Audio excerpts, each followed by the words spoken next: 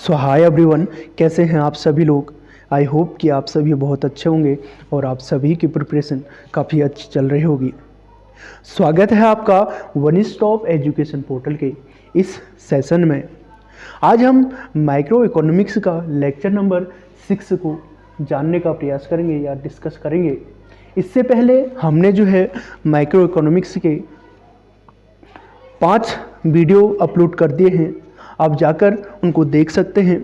पहले वीडियो में हमने जो है डेफिनेशन ऑफ इकोनॉमिक्स और इकोनॉमिक्स का सिलेबस क्या है इसके बारे में जाना, और उसके बाद हमने जो है नॉर्मेटिव एंड पॉजिटिव इकोनॉमिक्स में क्या है इसके बारे में जानने का प्रयास किया। और उसके बाद जो है हमने जो है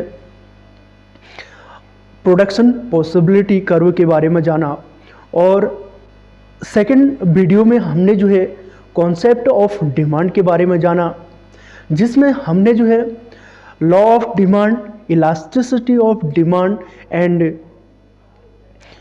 डिफरेंट टाइप के इलास्टिसिटी ऑफ डिमांड के बारे में जानने का प्रयास किया। एंड थर्ड वीडियो में हमने जो है इंडिफरेंस कर्व के बारे में जाना, और उसके बाद जो है इनकम कंजप्शन कर्व और प्राइस कंजम्पशन कर्व के बारे में जाना। और फोर्थ वीडियो में जो है हमने डिफरेंट टाइप्स ऑफ गुड्स के बारे में जाना, और उसके बाद जो है हमने एजवर्थ डायग्राम के बारे में जाना। और फिफ्थ वीडियो में जो है हमने हिग्स और स्लेस्की का सब्स्टिट्यूशन इफेक्ट, और उसके बाद जो है अब 6 वीडियो है। आज हम इस वीडियो के माध्यम से कॉप डगलस प्रोडक्शन फंक्शन यानी कॉप डगलस प्रोडक्शन फंक्शन के बारे में जानने का प्रयास करेंगे। और उसके बाद जो दूसरा हमारा टॉपिक रहेगा वह रहेगा आपका सेस प्रोडक्शन फंक्शन, यानी कि constant elasticity of substitution production function के बारे में जानने का प्रयास करेंगे। और हमारा जो टॉपिक रहेगा एजवर्थ बॉक्स और लॉ ऑफ वेरिएबल प्रोपोर्शन के बारे में जानेंगे। तो चलते हैं, समझने की कोशिश करते हैं। थ्योरी ऑफ प्रोडक्शन, पहला टॉपिक है थ्योरी ऑफ प्रोडक्शन या लॉ ऑफ वेरिएबल प्रोपोर्शन। पहला है थ्योरी ऑफ प्रोडक्शन या लॉ ऑफ वेरिएबल प्रोपोर्शन।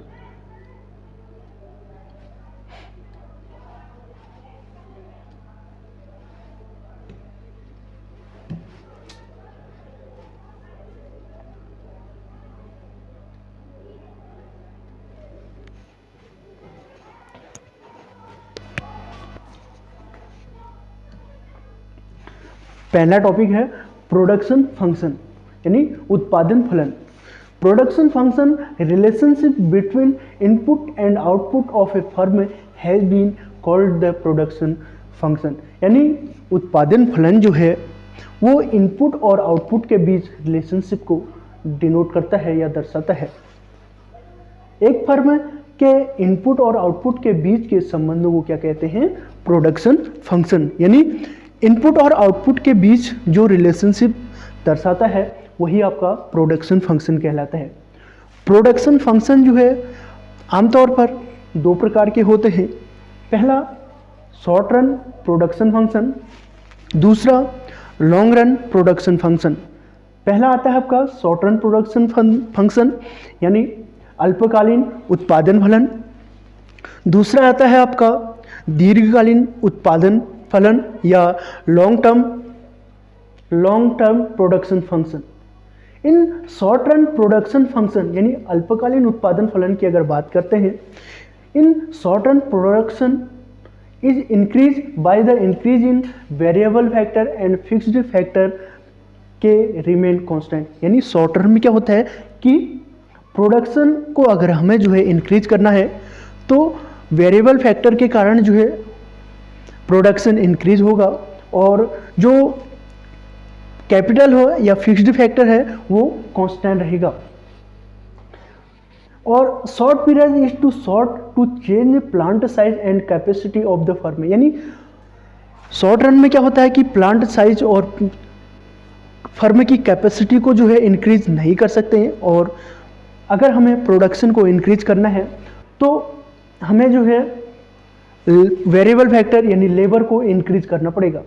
इस प्रकार जो शॉर्ट रन प्रोडक्शन फंक्शन है वो इस प्रकार है, यानी क्यू एक्स इक्वल टू होता है आपका function of labour and capital, जहां कैपिटल क्या होता है, कांस्टेंट होता है, कैपिटल जो है कांस्टेंट होता है।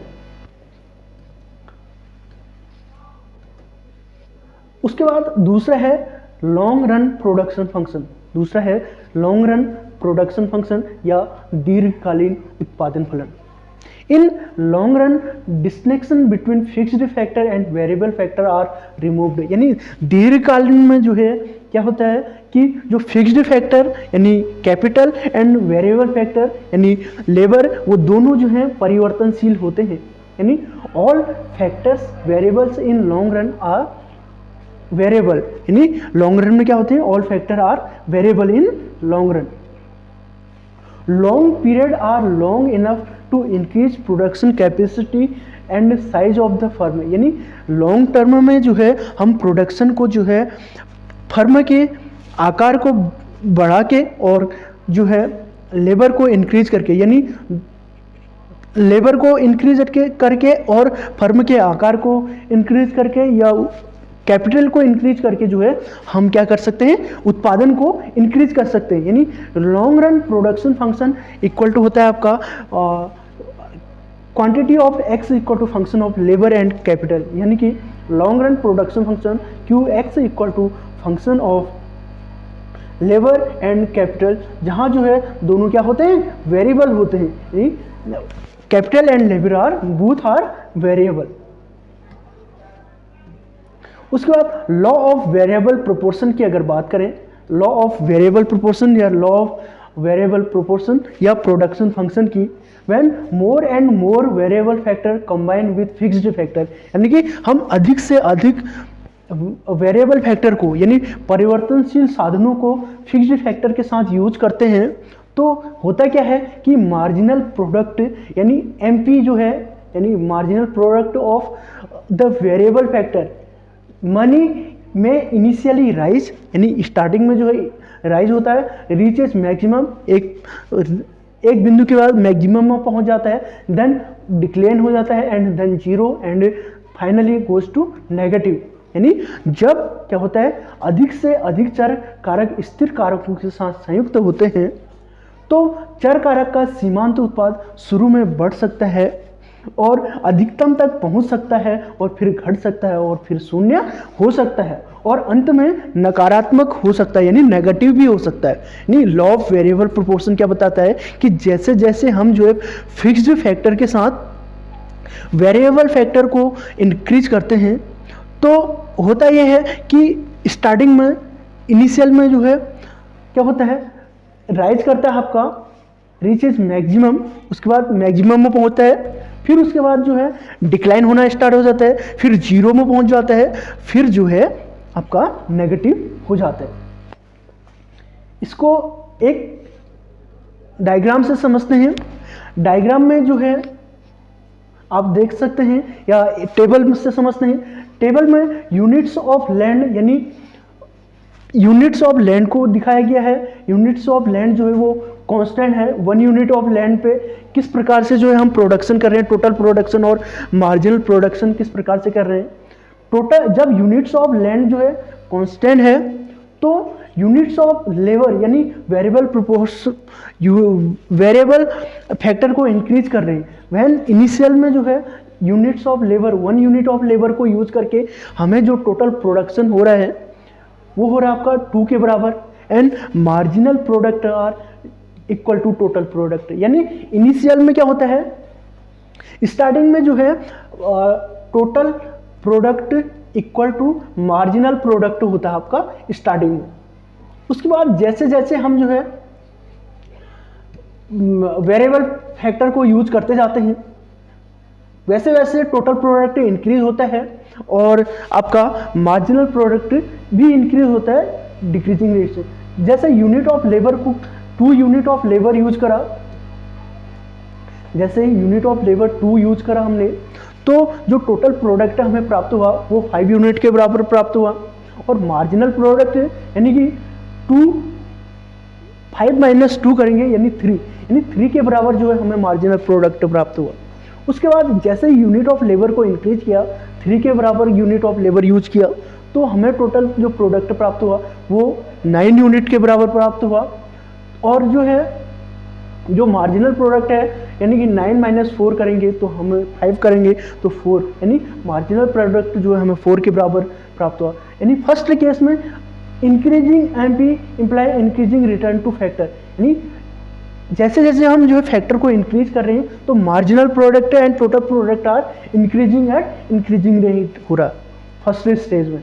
एंड सेकंड रेट में जो है लैंड फिक्स्ड है 1 के केस में है, तो यूनिट ऑफ लेबर 4 यूज कर रहे हैं तो टोटल प्रोडक्ट जो है हमें 12 के बराबर प्राप्त हो रहा है, और मार्जिनल प्रोडक्ट जो है डिक्रीज हो जा रहा है यानी 3 के बराबर। वैसे ही 5 यूनिट ऑफ लेबर को यूज करके टोटल प्रोडक्ट 14 के बराबर प्राप्त हो रहा, और मार्जिनल प्रोडक्ट जो है 1 यूनिट और 2 यूनिट के बराबर हो रहा।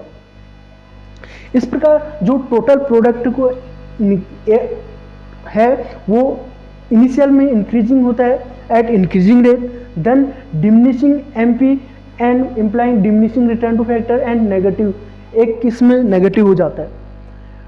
अगर बात करते हैं एपी की यानी एवरेज प्रोडक्ट की, एपी निकालने का जो फॉर्मूला होता है वो होता है आपका AP equal to total product upon labour करेंगे तो हमें जो है टोटल प्रोडक्ट या एवरेज प्रोडक्ट प्राप्त हो जाएगा। एंड मार्जिनल प्रोडक्ट की अगर बात करें, मार्जिनल प्रोडक्ट इक्वल टू होता है आपका डेल्टा टीपी, यानी टीपी में कितना चेंज आ रखा है टोटल प्रोडक्ट में, चेंज इन लेबर यानी एल में कितना चेंज आ रखा है। आप देख सकते हैं average product equal to total product upon labour, and marginal product equal to delta TP upon delta L, and marginal product of N unit से and total product of N minus total product of N minus 1 unit से। यहाँ पे आप देख सकते हैं यहाँ starting में जो है टोटल प्रोडक्ट इंक्रीज हो रहा है, आफ्टर पॉइंट ऑफ इन्फ्लेक्शन जो है टोटल प्रोडक्ट डिक्रीज होना स्टार्ट हो जाता है, देन जो है मैक्सिमम में पहुँच जाता है। उसके बाद टोटल प्रोडक्ट जब डिक्रीज होता है तो नेगेटिव में जो है एमपी चला जाता है। पॉइंट ऑफ इन्फ्लेक्शन पे जो है मार्जिनल प्रोडक्ट जो है मैक्सिमम होता है ई पॉइंट पे, और जैसे ही टोटल प्रोडक्ट मैक्सिमम होता है वहाँ पे जो है मार्जिनल प्रोडक्ट 0 होता है। टोटल प्रोडक्ट डिक्रीज होता है तो मार्जिनल प्रोडक्ट जो है वो नेगेटिव में चले जाता है। उसके बाद relation between marginal product and total product, यानी टोटल प्रोडक्ट और मार्जिनल प्रोडक्ट में किस टोटल प्रोडक्ट है यानी relationship between marginal product and average product के बीच। तो when MP rise AP also rise but AP is less than MP, यानी कि जब क्या होता है मार्जिनल प्रोडक्ट राइज होता है, जैसे मार्जिनल प्रोडक्ट राइज होता है तो एवरेज प्रोडक्ट जो है ऑल्सो राइज होता है, एवरेज प्रोडक्ट भी राइज होता है, बट क्या होता है marginal product is greater than average product होता है। आप देख सकते हैं यहाँ पे, यानी ये जो है ये आपका क्या कहते हैं ये मार्जिनल प्रोडक्ट को डिनोट करता है, और ये जो है ये लाइन ये आपका टोटल प्रोडक्ट को या एवरेज प्रोडक्ट को डिनोट करता है। जब इनिशियल में क्या हो रहा है कि मार्जिनल प्रोडक्ट इंक्रीज हो रहा है तो एवरेज प्रोडक्ट भी इंक्रीज हो रहा है, बट लेस है आपका मार्जिनल प्रोडक्ट से average product. When MP decrease AP also decrease, यानी कि जब एमपी डिक्रीज हो जाती है तो एपी भी डिक्रीज होती है, एपी भी डिक्रीज हो जाती है, बट एमपी लेस होता है आपका एपी से, यानी कि एमपी लेस हो जाता है आपका एवरेज प्रोडक्ट से।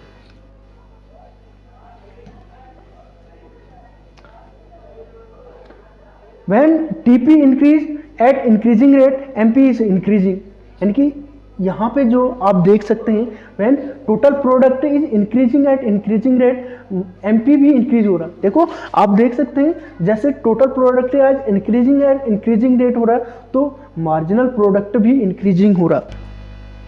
When TP increase at diminishing rate, MP decline but positive, यानी जब जो है इस केस में TP इंक्रीज हो रहा है बट डिमिनिशिंग रेट तक, यहाँ तक जो है, तो मार्जिनल प्रोडक्ट डिक्लाइन कर जाता है बट क्या रहता है, पॉजिटिव रहता है।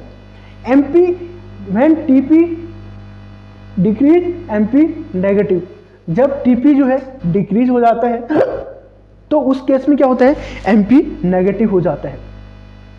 उसके बाद MP is maximum at point of inflection, यानी पॉइंट ऑफ इन्फ्लेशन जो है, इन्फ्लेक्शन पे क्या होता है, MP मैक्सिमम होता है। When TP maximum MP zero, जब टोटल प्रोडक्ट जो है मैक्सिमम होता है उस केस में मार्जिनल प्रोडक्ट जो है वो जीरो के बराबर हो जाता है।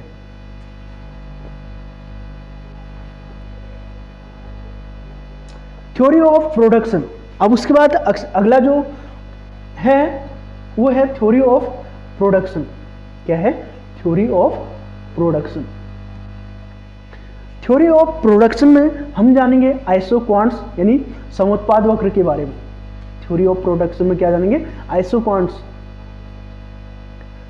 आइसोक्वांट वक्र या समुत्पाद वक्र। Isoquant are also called equal production curve, यानी जो समुत्पाद वक्र है उसको जो है क्या कहा जाता है, इक्वल प्रोडक्ट कर्व के नाम से भी जाना जाता है। Isoquants are also called equal product curves and isoquant represent all the input combination which are capable producing the same level of output, यानी कि एक आइसोक्वांट यह बताता है कि ऑल द इनपुट कॉम्बिनेशन यानी ऑल साधनों के संयोग को बताता है जिसमें जो है प्रोड्यूसर को सेम लेवल ऑफ सेटिस्फैक्शन या आउटपुट प्राप्त होता है। एक आइसोक्वांट उन सभी इनपुट संयोजनों को प्रतिनिधित्व करता है जो समान स्तर के आउटपुट का उत्पादन करने में सक्षम है। It is just similar as indifference curve, यानी यह जो है जो आइसोक्वांट्स कर्व है, यानी जो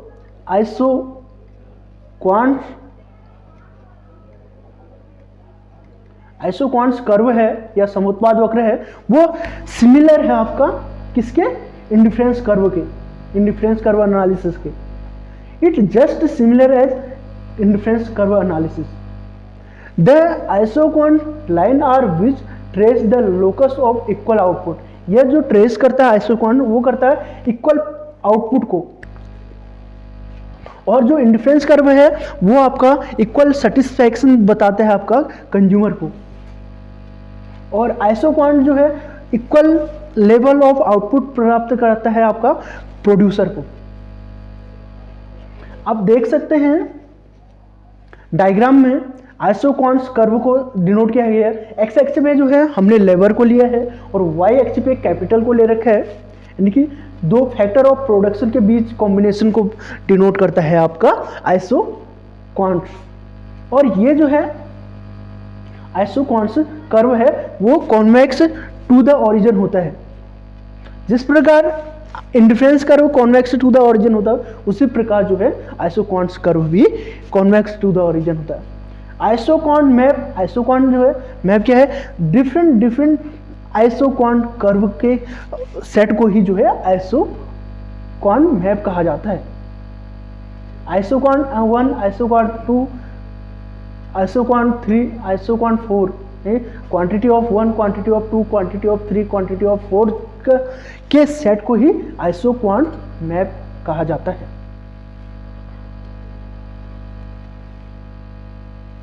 उसके बाद marginal rate of technical substitution. अगला है marginal rate of technical substitution. क्या है, marginal rate of technical substitution MRTS is just like MRS is used in IC, यानी कि मार्जिनल रेट ऑफ सब्स्टिट्यूशन का जो यूज किया जाता है वो यूज किया जाता है आपका इंडिफरेंस कर्व में, लेकिन जो marginal rate of technical substitution का उपयोग किया जाता है वो किया जाता है आपका आइसोक्वांट्स में या समुत्पाद वक्र में। MRTS is defined as the number of unit of capital which can be replaced by 1 unit of labor, यानी कि the level of output remain unchanged। यानी कि MRTS यह डिफाइन करता है कि as the number of unit of capital which can be replace किया जाता है by 1 unit of labor, यानी 1 यूनिट ऑफ लेबर में कितना कैपिटल को रिप्लेस किया जाता है, और the level of output remain unchange, और जो आउटपुट का जो लेवल है वो अनचेंज रहता है। यानी MRTS को पूंजी की एक इकाई की संख्या के रूप में परिभाषित किया जाता है जिसे श्रम की एक इकाई द्वारा प्रतिस्थापित किया जा सकता है। उत्पादन का स्तर अपरिवर्तित रहता है। MRTS is always equal to the ratio of the marginal physical product of the two factor। MRTS is always equal to the ratio of the marginal physical product of the two factors। MRTS हमेशा दो कारकों के सीमांत भौतिक उत्पादों के समानुपात के बराबर होता है। यानी MRTS labour and capital, MRTS labour and capital equal to क्या होता है आपका, marginal product of labour upon marginal product of capital. अगर हम जो है MRTS कैपिटल M लेबर कहेंगे, यानी MRTS कैपिटल और लेबर कहेंगे, तो उस केस में क्या होगा आपका MPK यानी marginal product of capital upon marginal product of labour, ये होगा आपका। इस प्रकार MRTS is always equal to the ratio of the marginal physical product of the two factors. उसके बाद diminishing marginal rate of technical substitution. अगला है diminishing marginal rate of technical substitution. MRTS is diminishing as more and more of labor is substituted for capital। यानी MRTS कम हो जाता है क्योंकि पूंजी के लिए अधिक से अधिक श्रम प्रतिस्थापित किया जाता है। यानी जैसे जैसे हम पूंजी में जो है अधिक से अधिक श्रम को यूज करते जाएंगे तो MRTS डिक्रीज कर जाएगा या डिमिनिश करना स्टार्ट हो जाएगा। Along an isoquant as the quantity of labor is increased and the quantity of capital is reduced। यानी एक आइसोक्वांट के साथ श्रम की मात्रा बढ़ जाती है, एक आइसोक्वांट के साथ जो है साथ श्रम की मात्रा बढ़ जाती है और पूंजी की मात्रा क्या हो जाती है, कम हो जाती है। The marginal physical productivity of labor diminishes and the marginal physical productive of capital increase. यानी श्रम की सीमांत भौतिक उत्पादकता कम हो जाती है और पूंजी की सीमांत भौतिक उत्पादकता बढ़ जाती है। यानी कि मार्जिनल प्रोडक्ट ऑफ लेबर क्या हो जाती है, marginal physical productive of labour diminish हो जाती है, ये जो है डिक्रीज हो जाती है, और marginal physical productivity of capital is increase. यानी मार्जिनल फिजिकल प्रोडक्ट जो है ऑफ कैपिटल इंक्रीज हो जाती है in case of diminishing marginal rate of technical substitution. It means less and less of capital is required to be substituted by an additional unit of labour so as to maintain the same level of output. यानी इसका मतलब क्या है कि उत्पादन के समान स्तर को बनाए रखने के लिए कम और कम पूंजी को श्रम की एक अतिरिक्त इकाई द्वारा प्रतिस्थापित करने की आवश्यकता होती है। क्या होती है, it mean less and less of capital required to be substituted by an additional unit of labour so as to maintain the same level of output.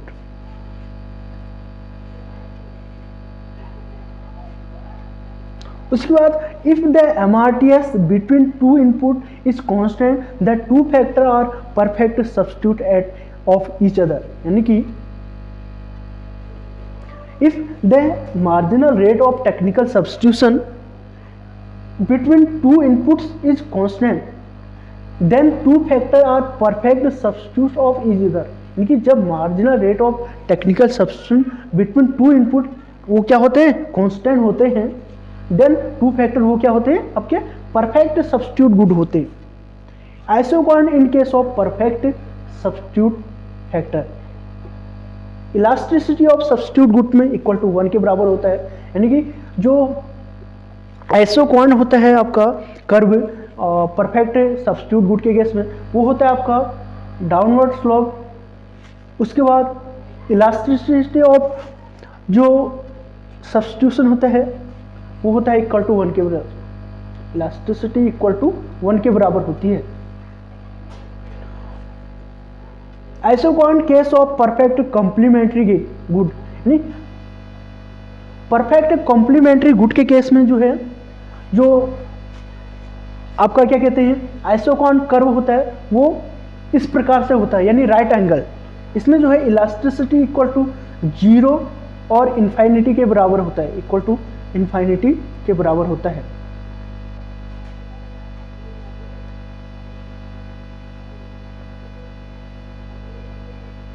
उसके बाद द एजवर्थ बॉक्स।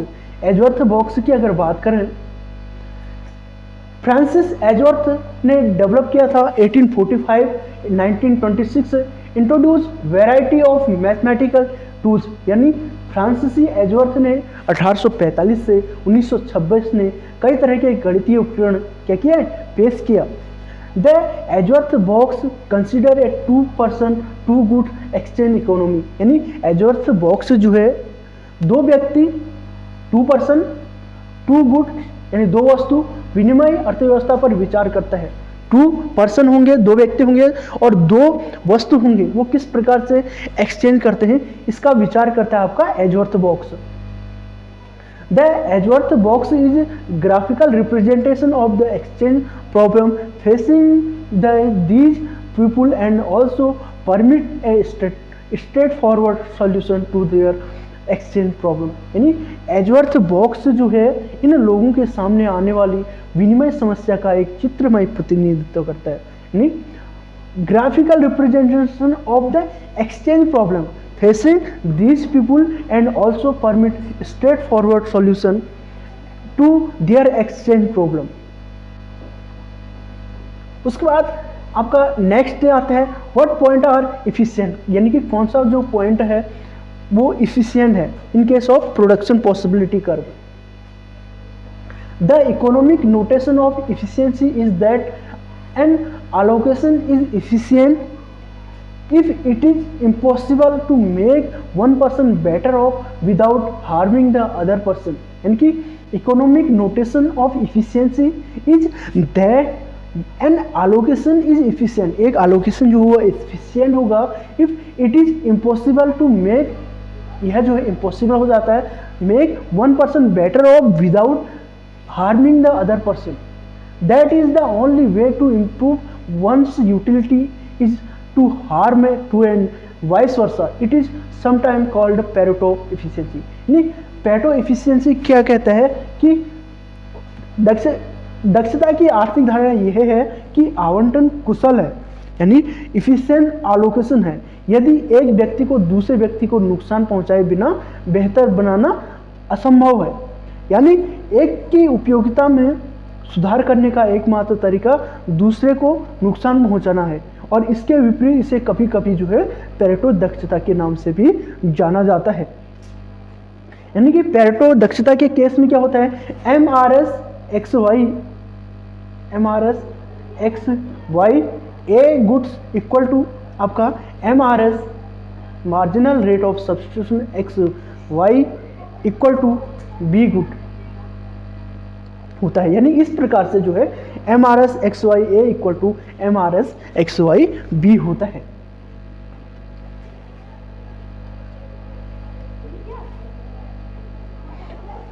उसके बाद Pareto efficiency is an allocation in which making one person better off require making someone else worse off. There are no gain from trade or reallocation. इनकी Pareto efficiency is an allocation, Pareto efficiency एक allocation है, an allocation in which making one person better off require making someone else worse off. There are no gain from trade reallocation, यानी Pareto दक्षता एक आवंटन है जिसमें एक व्यक्ति को बेहतर बनाने के लिए किसी और को बदतर बनाने की आवश्यकता होती है और व्यापार या पुनः आवंटन से कोई लाभ नहीं होता है। There are no gain from trade और रीअलोकेशन। एजवर्थ बॉक्स में पेरेटो कुशल बिंदु व्यक्तियों के आइसोकॉन्ट के बीच स्पर्श के रूप में उत्पन्न होते हैं। ये जो है कॉन्ट्रैक्ट कर्व है, ये क्या है, कॉन्ट्रैक्ट कर्व है। ये जो है आइसोकॉन्ट कर्व इस प्रकार से होते हैं। ये जो है Pareto optimal allocation on the contract curve, इसके अंतर्गत जो भी ये बिंदु है ये कॉन्ट्रैक्ट कर्व के अंतर्गत पेरेटो ऑप्टिमल एलोकेशन है। In the Edgeworth box, the Pareto efficiency point arise as tangent between isoquant of the individual. The set of such point is called the contract curve. The contract curve is analyzed increasing. आप देख सकते हैं इस प्रकार से जो है Edgeworth box का जो डायग्राम है वो इस प्रकार से होता है। आइसोक्वांट कर्व है, ये जो है कॉन्ट्रैक्ट कर्व है। इस प्रकार से Edgeworth box of production.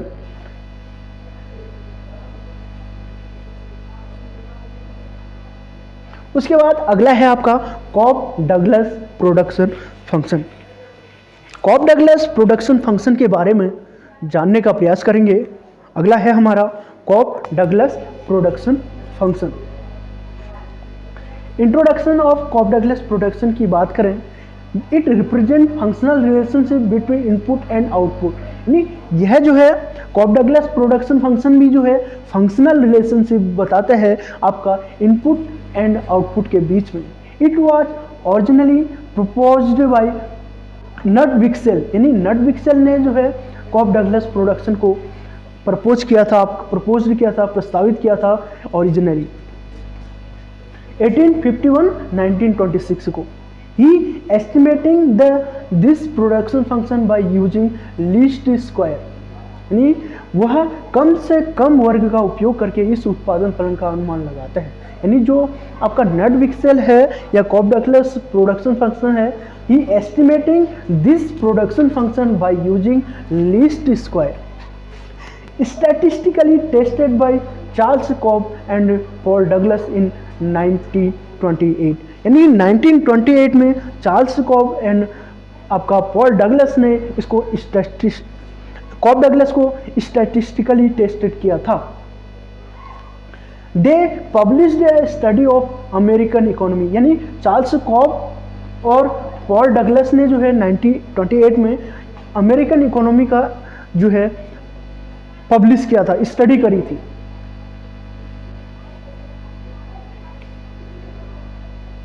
It is empirical production function, यह क्या है, एक प्रयोग सिद्ध उत्पादन फल है। Cobb Douglas production function is a empirical production function, यानी कि इसको जो है प्रयोग किया था किसमें, अमेरिकन इकोनॉमी में। अमेरिकन इकोनॉमी में जो है इसको प्रयोग किया था आपका किसने, Charles Cobb and Paul Douglas ने 1928। इसलिए कहा जाता है कि जो आपका कॉप डगलस प्रोडक्शन फंक्शन है वो है आपका empirical production function. It is empirical production function, यह क्या है, प्रयोग सिद्ध उत्पादन फलन है। Originally it is applied in manufacturing, यानी कि जो कॉप डगलस प्रोडक्शन फंक्शन है वो ओरिजिनली यूज किया जाता है आपका मैन्युफैक्चरिंग या विनिर्माण में लागू किया जाता है। इसमें two input are used, labour and capital, यानी कॉप डगलस प्रोडक्शन फंक्शन में जो है दो ही इनपुट को लिया जाता है आपका labour and capital.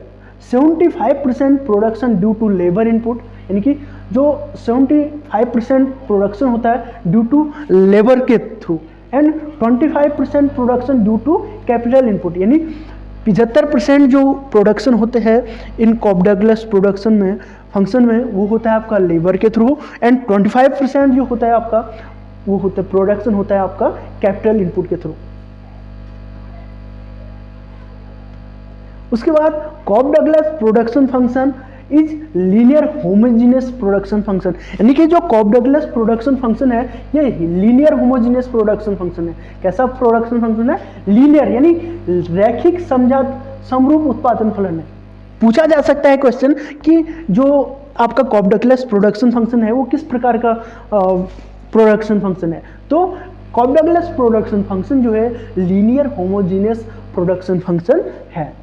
It means with the proportionate change in all the factor of production the output also increase in the same proportion। यानी इट मीन्स, इसका अर्थ क्या है, उत्पादन के सभी कारकों में आनुपातिक परिवर्तन के साथ उत्पादन भी उसी अनुपात में बढ़ता है।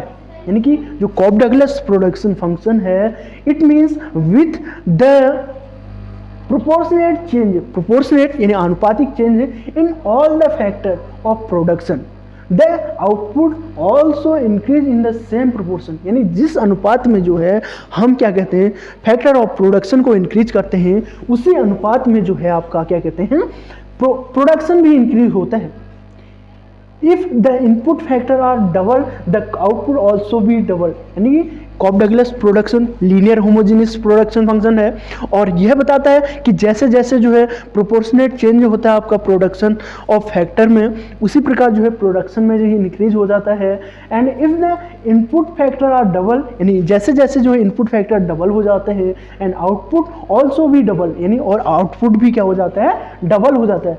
Sum of exponent is equal to alpha plus beta equal to 1। यानी जो सम ऑफ एक्सपोनेंशियल होता है आपका कॉप डगलस प्रोडक्शन फंक्शन का, वो होता है आपका alpha plus beta equal to 1 के बराबर। Alpha plus beta equal to जो है 1 के बराबर होता है। Sum of exponential is equal to 1 के बराबर। पूछा जा सकता है आपसे कि sum of exponential is equal to in case of Cobb Douglas production function. तो sum of exponential in case of Cobb Douglas production equal to 1। उसके बाद आपका नेक्स्ट आता है Cobb Douglas production function represent as. यानी किस प्रकार से जो है कॉप डगलस प्रोडक्शन फंक्शन को रिप्रेजेंट किया जाता है। Cobb Douglas production function equal to Q equal to होता है आपका A L alpha K beta, जहां पे जो है क्यू क्या डिनोट करता है टोटल प्रोडक्शन को डिनोट करता है।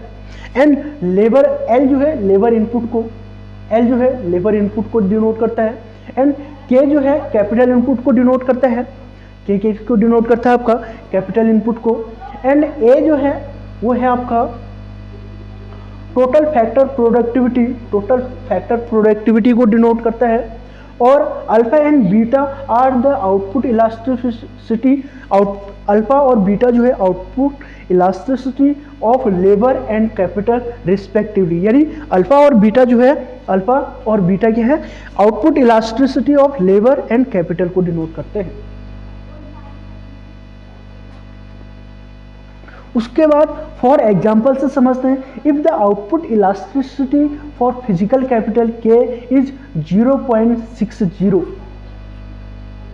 क्वेश्चन है कि if the output elasticity for physical capital, यानी कैपिटल का जो आउटपुट इलास्टिसिटी है वो है आपका 0.60 एंड के इज इंक्रीज बाई 20%, तो then output increase by 3%।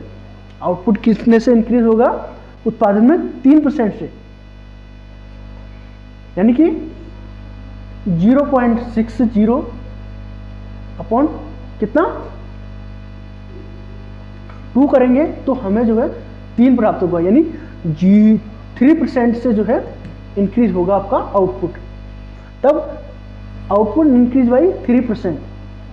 The same case of output elasticity of labor, an increase of 10% L labor with an output elasticity of 0.4 increase the output by 4%। उस case में क्या होगा 4% जो है elasticity of labour elasticity होगा, यानी increase in output equal to क्या होता है, फॉर्मूला है आपका Cobb Douglas, increase in output equal to output elasticity of input, output elasticity of input यानी labour and capital upon increase in input करेंगे तो इंक्रीज इन आउटपुट प्राप्त हो जाएगा।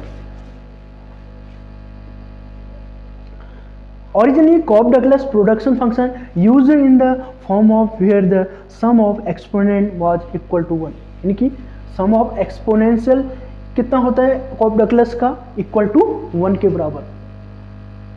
Originally, Cobb-Douglas production function used in the form where the sum of exponents was equal to 1, यानी मूल रूप से कॉब-डगलस उत्पादन फंक्शन का उपयोग उस रूप में किया जाता है जहां घातांक का योग 1 के बराबर हो। उसके बाद आपका प्रोडक्शन फंक्शन, यानी जो कॉब-डगलस प्रोडक्शन फंक्शन होता है वो होता है आपका Q equal to A L alpha K 1 minus alpha, यानी 1 minus alpha equal to beta, या 1 minus beta equal to alpha होता है।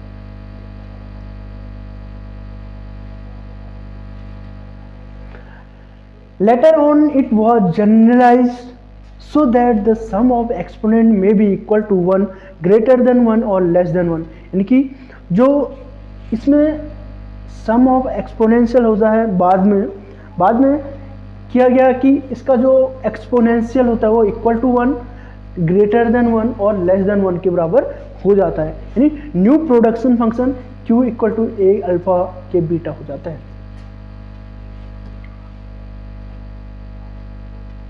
उसके बाद degree of return to scale. अब अगला है degree of return to scale in Cobb Douglas production function में।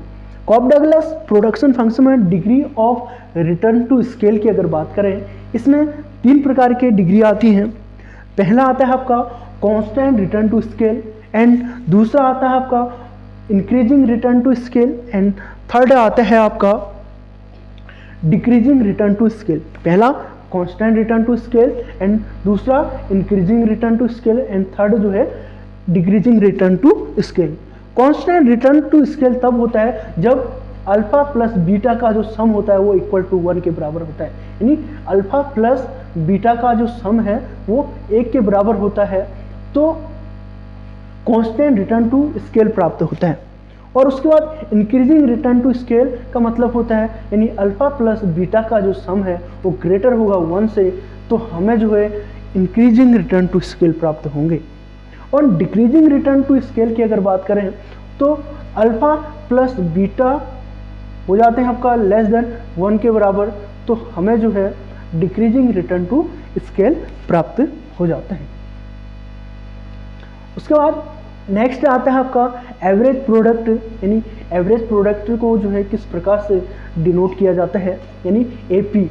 एपी इक्वल टू क्या होता है आपका टोटल प्रोडक्ट अपॉन लेबर करेंगे तो हमें जो है एवरेज प्रोडक्ट प्राप्त हो जाएगा।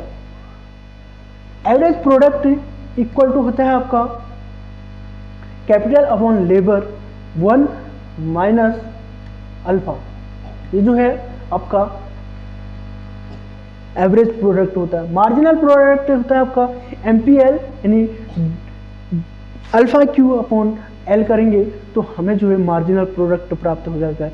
या मार्जिनल प्रोडक्ट ऑफ कैपिटल की अगर बात करें बीटा क्यू अपॉन के। मार्जिनल प्रोडक्ट ऑफ लेबर यानी एम पी एल की अगर बात करेंगे तो अल्फा क्यू अपॉन एल करेंगे तो हमें जो है मार्जिनल प्रोडक्ट ऑफ लेबर प्राप्त होगा। और उसके बाद मार्जिनल प्रोडक्ट ऑफ कैपिटल करेंगे तो इक्वल टू बीटा क्यू करना पड़ेगा, बीटा क्यू अपॉन के करना पड़ेगा, तो हमें जो है मार्जिनल प्रोडक्ट ऑफ कैपिटल प्राप्त हो जाएगा।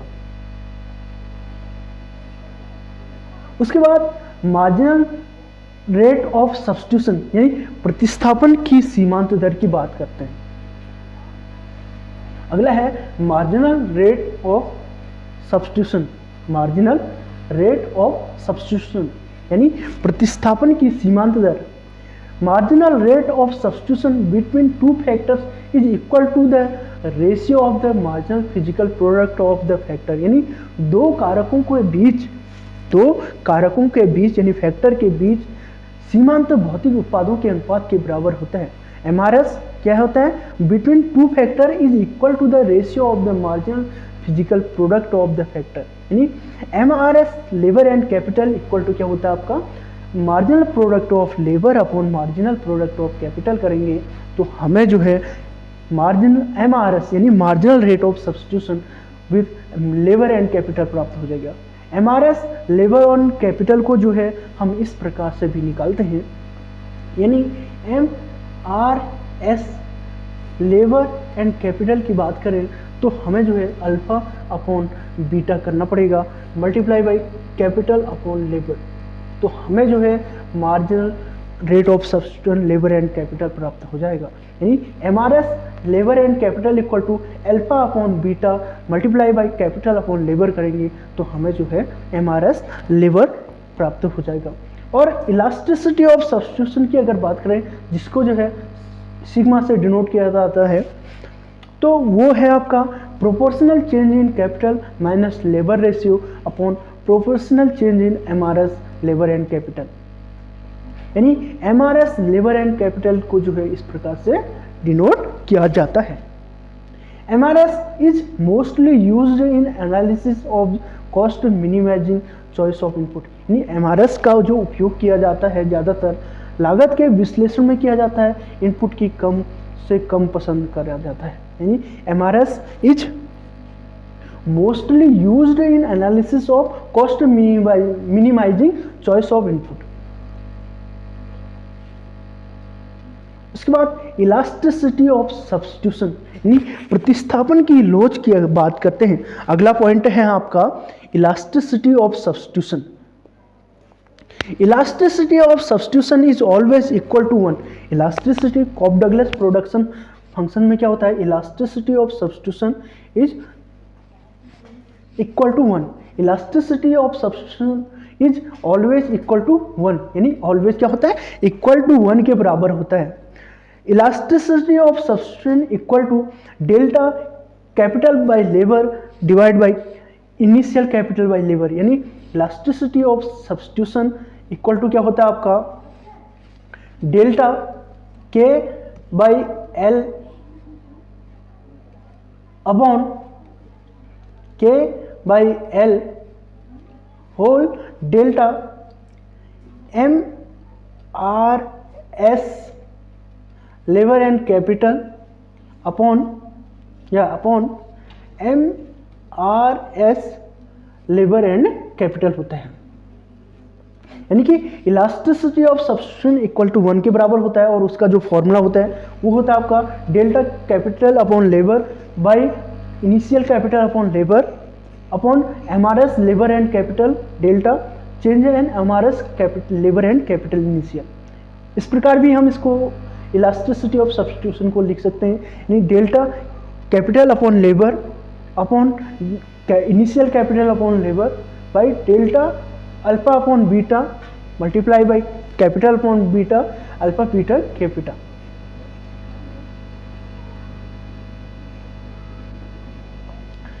अब जानते हैं, देखते हैं PYQ यानी प्रीवियस ईयर में जो क्वेश्चन आए हैं, जैसे if an estimated Cobb Douglas production function is Q equal to 10 K की power 0.6 and L equal to 0.8, what type of return to scale does this production function indicate. यानी कि Cobb Douglas production function हमें दे रखा है, क्या दे रखा है, Cobb Douglas production function equal to 10 K की पॉइंट 0.6 L 0.8, तो what type of return to scale यानी यह किस प्रकार का रिटर्न टू स्केल है, यानी कि यह है आपका इंक्रीजिंग, यानी 0.6 प्लस 0.8 यानी कि 1.4, यानी कि यह कैसा है, इंक्रीजिंग रिटर्न टू स्केल।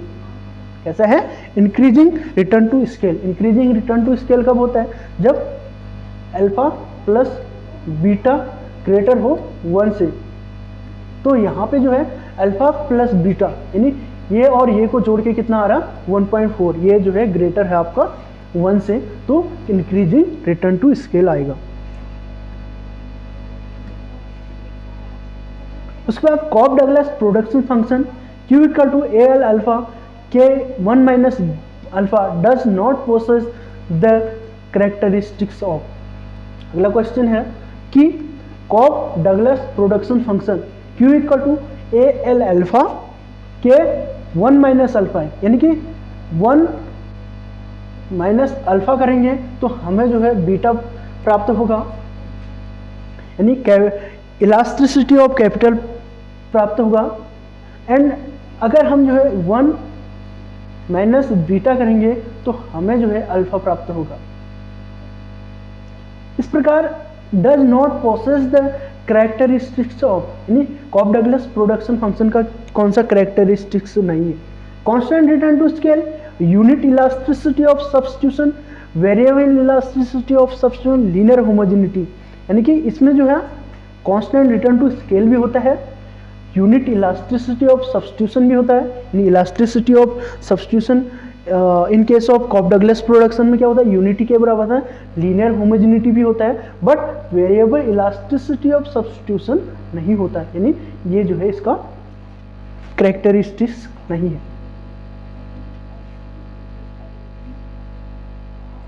उसके बाद the economic region of production, यानी हम जानेंगे economic region of production. Ridge line है, रिज लाइन के बारे में जो है एक्स एक्स पे लेबर को डिनोट किया गया है और वाई एक्स पे जो है कैपिटल को डिनोट किया गया है। दो रिज लाइन है, यानी कि ए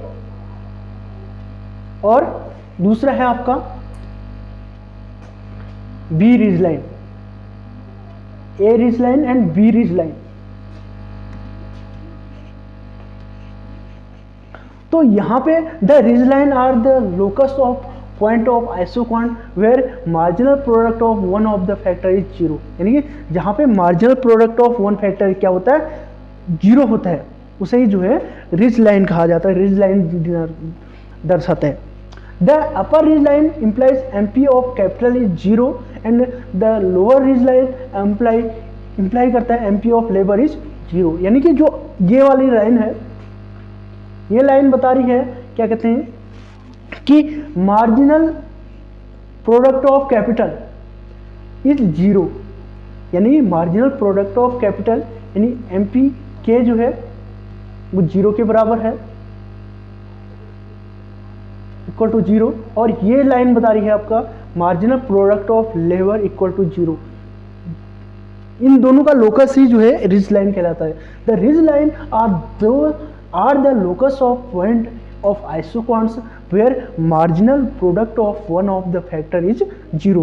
Ridge line क्या है, are the locus of points of isoquants where marginal product of one of the factor is zero. The upper ridge line imply MP of capital is zero and the lower ridge line imply MP of labor is zero. Ridge line क्या है, isoquant के बिंदु का स्थान है जहां किसी एक कारक का सीमांत उत्पाद क्या होता है, शून्य होता है। एंड ऊपरी जो रेखा है वो पूंजी का एमपी शून्य है और निचली वाले कटक रेखा का अर्थ है श्रम का एमपी शून्य है।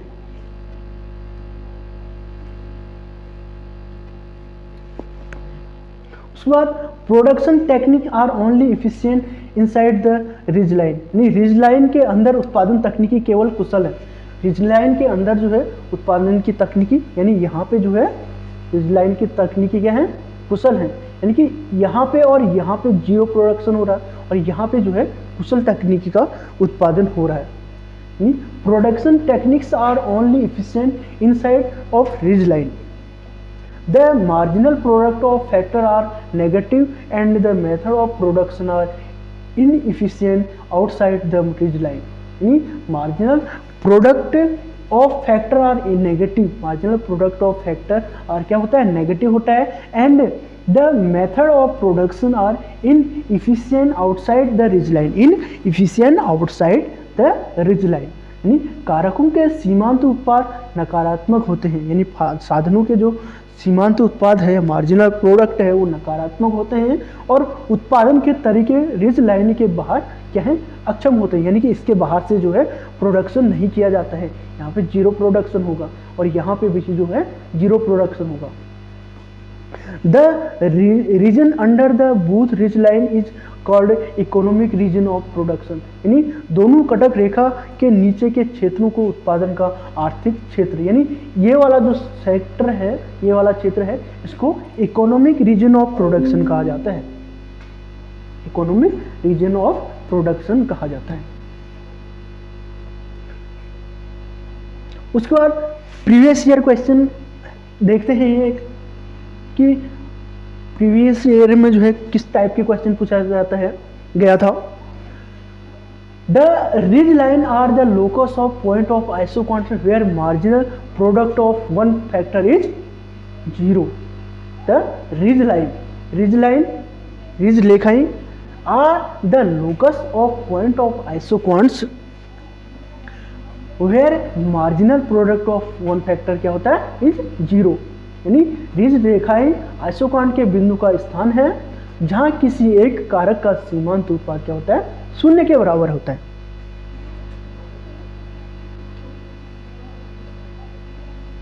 उसके बाद कांस्टेंट इलास्टिसिटी ऑफ सब्स्टिट्यूशन, यानी सेस इलास्टिसिटी या सेस प्रोडक्शन फंक्शन के बारे में जानते हैं। कांस्टेंट इलास्टिसिटी ऑफ सब्स्टिट्यूशन क्या अगला है क्या कांस्टेंट इलास्टिसिटी ऑफ सब्स्टिट्यूशन या CES production function. CES production function was given by R N. Solow ने जो है दिया था सेस प्रोडक्शन फंक्शन, यानी constant elasticity of CES production function substitute production function given है आपका बाय आर.एन. सोलो के द्वारा। पॉपुलराइज किया था आपका by Arrow, Chenery and Minhas. Arrow, Chenery and Minhas के द्वारा इसको पॉपुलराइज किया था सेस प्रोडक्शन फंक्शन को। This model is also called SMAC model, यानी कि इस मॉडल को किस नाम से भी जाना जाता है स्नैक मॉडल, यानी सेस प्रोडक्शन फंक्शन को जो है स्नैक मॉडल को के नाम से भी जाना जाता है। स्नैक का मतलब होता है यानी सोलो, मिनहास, एरो एंड चेना, यानी SMAC। एस का मतलब होता है सोलो एंड एम का होता है मिनहास, ए का मतलब होता है आपका एरो एंड सी का मतलब होता है चेनरी, यानी स्नैक मॉडल के नाम से भी जाना जाता है आपका सेस प्रोडक्शन फंक्शन को।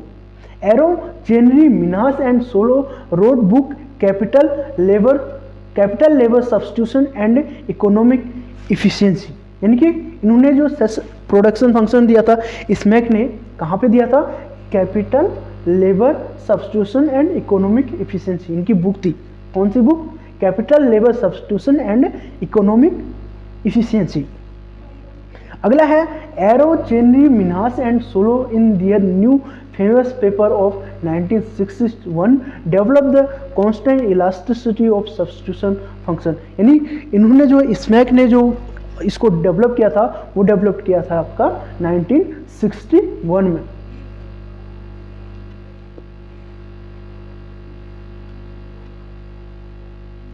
अगला है आपका isoquant of CES production function. Production are also of normal convex shape,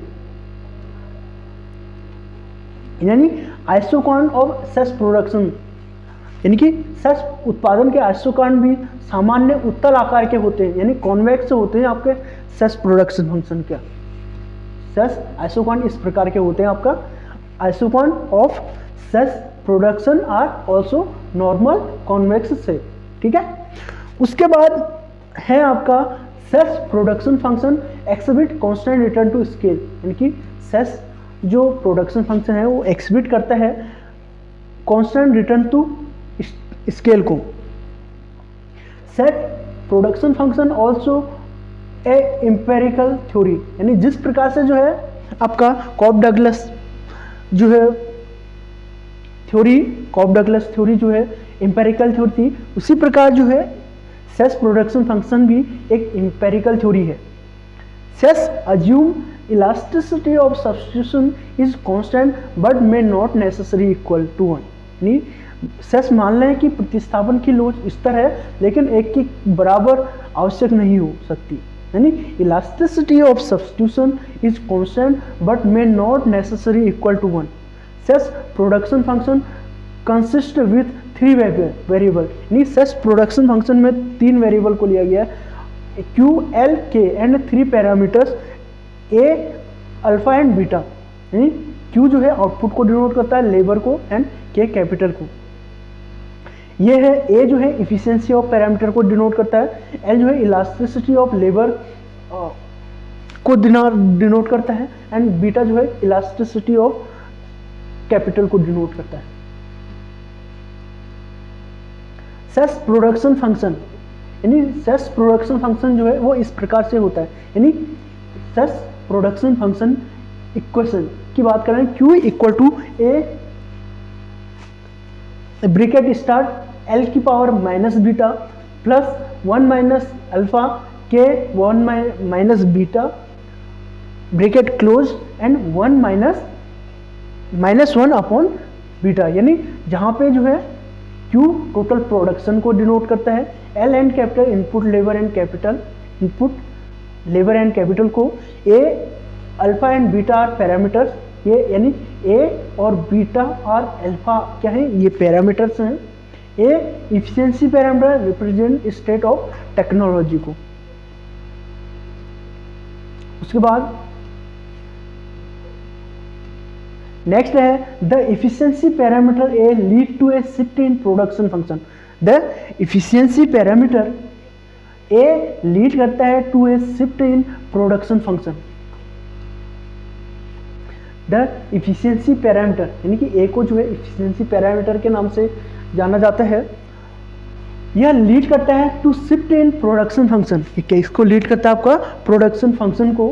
ए यानी alpha is the distribution parameter और capital intensity factor coefficient concern with the relative factor share in the total output, यानी alpha कुल उत्पादन में सापेक्ष कारक शेयरों से संबंधित वितरण पैरामीटर या पूंजी तीव्रता कारक गुणांक है। उसके बाद K is the substitution parameter which determine the elasticity of substitution, यानी K क्या है, is the substitution parameter which determine the elasticity of substitution, यानी K प्रतिस्थापन पैरामीटर है। K क्या है आपका प्रतिस्थापन पैरामीटर है जो प्रतिस्थापन की लोच को निर्धारित करता है। Such production function can be very with the range of 0 to infinity, यानी जो सच प्रोडक्शन फंक्शन है वो वेरी करता है आपका 0 टू इन्फिनिटी के बीच में।